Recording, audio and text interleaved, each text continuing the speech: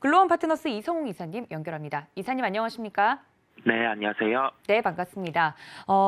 첫 번째 이슈로 들어가기 전에 시장에 대한 이야기를 잠깐 더 설명을 하고 넘어가면 좋을 것 같습니다. 최근에 이사님께서 굉장히 난이도가 좀 높은 시장이다라고 이야기를 계속 해주고 계시는데요.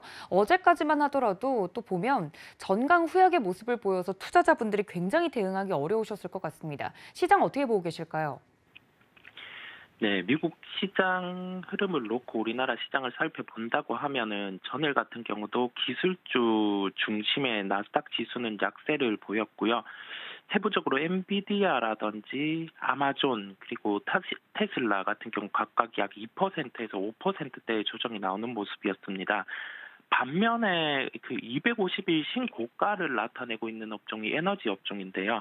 에너지 업종 같은 경우는 그 원자재 가격 상승 자체가 원유 그리고 천연가스 중심으로 상승이 나타나고 있고 이러한 부분이 러시아의 전체적인 포지션이 글로벌 한 17%가 되는 부분이 천연가스가 있다 보니 이 부분을 메우기 위해서는 그 미국의 수출 자체가 모두 유럽으로 이루어져야 되는 부분이 있다 보니까 천연가스 같은 경우는 그 변동성이 있지만은 상승으로 계속 나타나는 모습이고요. 러시아 우크라이나 이슈가 이어진다고 하면은 뭐 이러한 부분은 뭐 추세적으로 상승이 계속 나타난다 이런 개념보다는 상승의 폭은 적지만은 단계적으로 상승할 가능성이 원유보다는 천연가스 쪽이 더 높습니다. 그렇다 보니 시장이 이와 같은 현상이 나타나는 것으로 보이고요.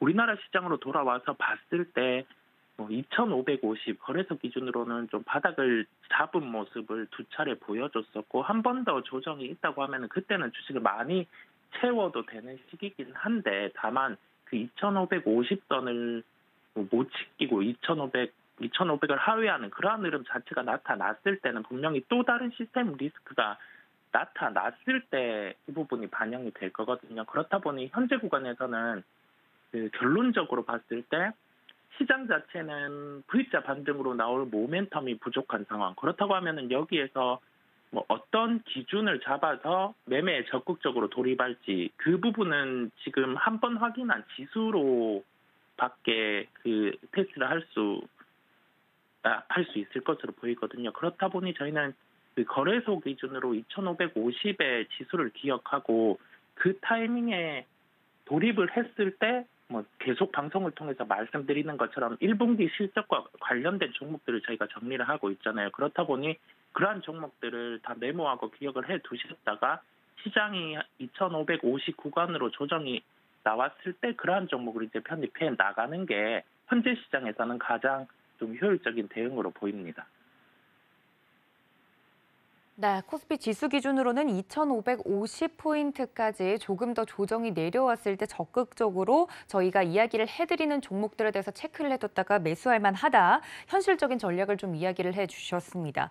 그 이야기를 반대로 생각을 해보면 한 번 더 조정 정도는 나올 가능성이 높겠다. 시장에 대해서 전반적으로 좀 정리를 해드렸고요. 첫 번째 이슈로 좀 그럼 넘어가자면 최근 이렇게 시장의 변동성이 커지고 있는 와중에서도 가장 큰 하락폭을 보이고 있는 게 국내외 할 거 없이 성장주 아니겠습니까? 간밤에 뉴욕 증시도 전해드린 내용처럼 나스닥 지수가 다른 지수에 비해서 하락폭이 훨씬 큰 모습이었는데요. 관련돼서 국내 증시에 영향이 있을 것 같습니다. 국내에 있는 성장주들도 지금 고전을 면치 못하고 있는데 자세하게 이야기해 주시죠. 네, 아무래도 리오프닝과 관련해서 강세가 예상됐던 엔터 업종, 그리고 대표적으로 우리나라가 킬러 콘텐츠인 오징어 게임이 나타났다 보니까 글로벌로 성장할 수 있었던 미디어 콘텐츠 업종, 이러한 종목들이 대표적으로 시장이 하락이 나올 때 그 성장주의 논리로 접근이 가능한 구조였다 보니까 선행해서 주가가 하락을 해 있는 상황이고요. 한 번 더 시장이 조정이 나온다고 하면은 뭐 한 번 더의 조정은 분명히 가능할 것 같습니다. 성장주 같은 경우는 지금 번갈아 가면서 레벨이 떨어지고 있다 보니 저희가 그러한 점을 염두에 둬야 되는데 여기에서 그러면 뭐 접근을 할 때 어떻게 접근해야 되냐, 뭐 반등이 바로 나온다 아니면 추가로 떨어진다 이거를 선을 긋기보다는 반등이 나오기 이전이라든지 뭐 그러한 타이밍에서는 실적이라든지 수급을 체크를 해놓고 접근을 하는 게 이게 종목적인 측면에서 그리고 시장 대응적인 측면에서 현재로는 가장 접근이 좀 효율적인 방법이거든요. 그렇다 보니 저희가 오늘 시장 자체는 성장주 흐름에 주목하되 이 중에서도 성장주가 아니더라도 성장주더라도 실적 그리고 수급에 대해서 종목 좀 타이트하게 체크를 할 필요가 있을 것으로 보입니다. 네, 관련돼서 그럼 볼만한 종목은 어떤 종목일까요, 이사님?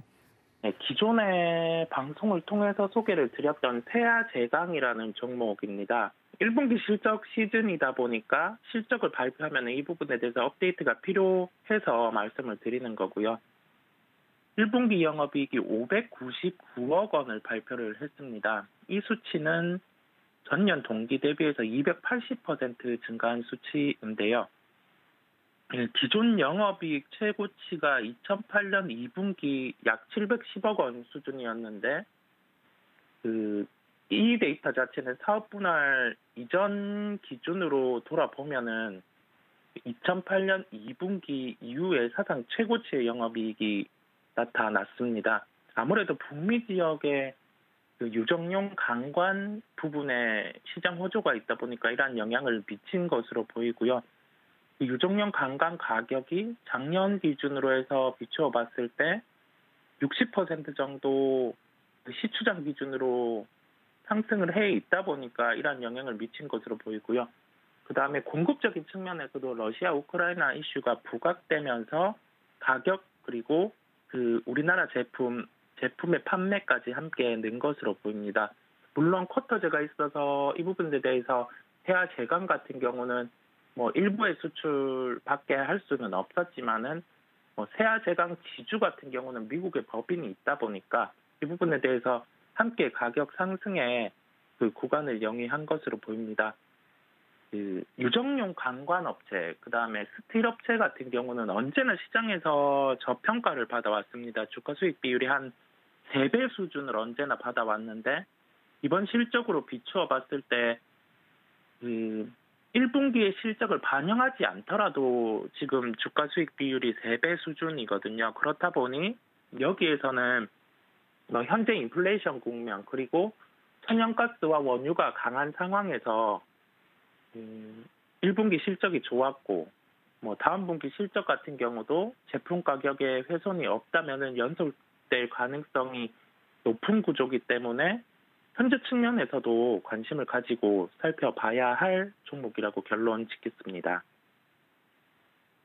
네, 방송을 통해서 한 번 더 설명을 드렸던 세아제강이라 더 반가운 것 같습니다. 그런데 가격적으로 봤을 때 굉장히 많이 올라와 있고 어제 주가 흐름만 보더라도 장이 갈수록 빠진 것과는 반대로 올라와 주는 모습을 보였거든요. 지금 가격선에서 가격 전략은 어떤지 아까 이사님께서 말씀해 주셨던 시장 전략대로 좀 시장 전반적으로 눌렸을 때 어느 선에서 공략이 가능한지 궁금한데요. 네네. 어제 실적 발표가 나오고 가격이 상승하다가 종가는 고가 대비해서는 조금 떨어져서 마감을 했습니다. 장중 고가는 약 6% 상승한 18만 1,000원이었고요. 종가 같은 경우는 17만 6천 원, 17만 6천 원으로 마감을 하는 모습이었습니다. 장중에 저가 같은 경우는 마이너스 5% 정도까지도 하락을 했었습니다. 그렇다 보니 현재는 이 주가가 1분기 실적을 확인하고 반등이 나왔다가 고점 대비해서는 일부 하락을 해서 마감을 한 모습이고요. 가격적인 측면에서는 16만 원대에서는 크게 이런 1분기 실적이라든지 그 부분을 감안을 했을 때 큰 부담이 없는 구간입니다. 그렇다 보니 저희는 16만 원의 가격을 기억하고 그 가격에 도달했을 때는 적극적으로 접근 가능하다는 결론을 짓기로 하겠습니다. 네, 세아제강 같은 경우 가격 전략 좀 정확하게 이야기를 해주셨습니다. 지수와 함께 이 종목에 대한 주가가 혹시나 16만 원 선까지 내려온다면 적극적으로 좀 매수해 볼 수 있는 가격이다라고 이야기를 해드렸으니까요. 저희 방송을 통해서 설명을 드렸던 세아제강에 대해서 가격 전략 궁금하셨던 분들은 이 점까지 체크해 주시면 좋을 것 같습니다. 자, 그렇다면 다음 이슈로 좀 넘어가 보도록 하겠습니다. 세아제강도 그렇고요. 이렇게 영업 실적이 굉장히 좋게 나왔다라는 이슈가 나오는 기업들에 대해서는 주가가 그대로 그나마 좀 잘 반영이 되는 모습을 보여주고 있는 1분기 실적 시즌입니다만 관련돼서 혹시나 더 눈여겨보고 계시는 업종이나 테마가 있다면 어떤 쪽을 좀 보고 계실까요? 네, 전체적인 시장 흐름상에서 인플레이션이 명백하게 부각이 되고 있는 상황이고 그 부분을 1분기 실적으로 확인하고 상승을 하는 종목도 있고 1분기 실적을 확인했을 때 하락을 하는 종목이 있거든요. 아무래도 전체적인 1분기의 컨센서스도 있지만은 시장에서 이게 여겨지는 컨센서스가 더 높은 수준이 미리 나왔다고 하면 이러한 현상이 나타나는 경우도 있습니다. 그렇다 보니 실적 체크 중에서도 저희가 시장의 예상치에 대해서 파악을 하는 게 중요하겠고요.